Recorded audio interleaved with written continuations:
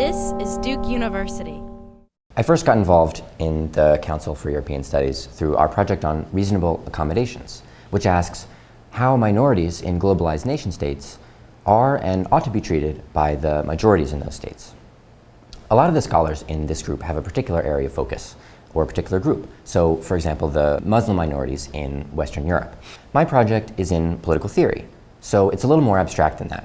In particular, I'm thinking about the general principles that underlie democratic societies throughout the world. When we think about these general principles, I think we often turn to familiar ideals like rights and freedom. And these ideals do a good job of protecting us from familiar kinds of political and sometimes economic power as well. But I see that they're less adept at dealing with subtler forms of social and cultural power, which often operate unconsciously through mechanisms like cognitive biases, social norms, and the kinds of cultural narratives that we tell each other and that we see in the media. What my project does is it takes these crucial observations that have been made by others and it tries to make them commensurable with other forms of power, like the political and economic power that rights and freedom do a good job of protecting us against. This project is difficult, but I think it's worth attempting because in political life we always face trade-offs, right? We always have concrete choices to make where there are legitimate concerns on either side. And I think the treatment of minorities in globalized nation states is an excellent example of this.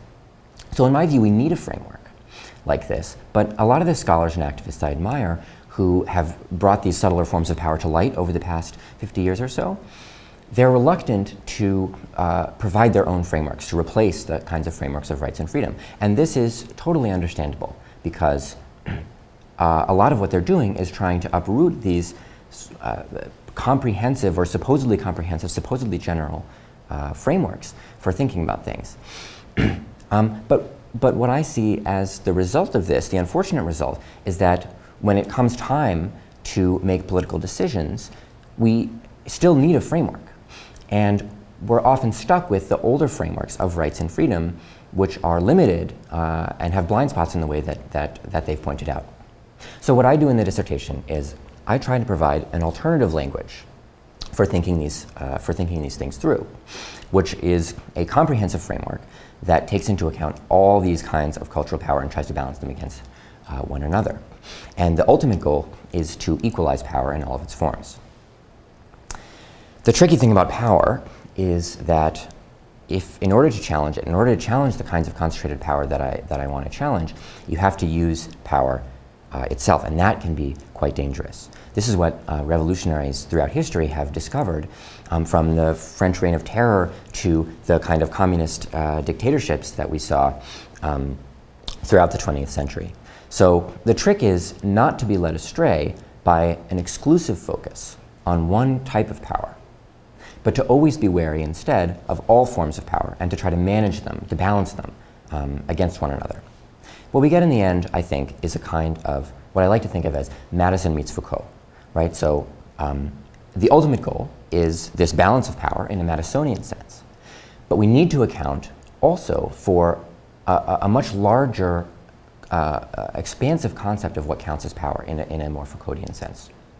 So in terms of reasonable accommodations, I don't think that this theory, which is really more of a heuristic, yields necessarily a particular set of conclusions and a particular set of circumstances. So in the end, you have to use judgment, right?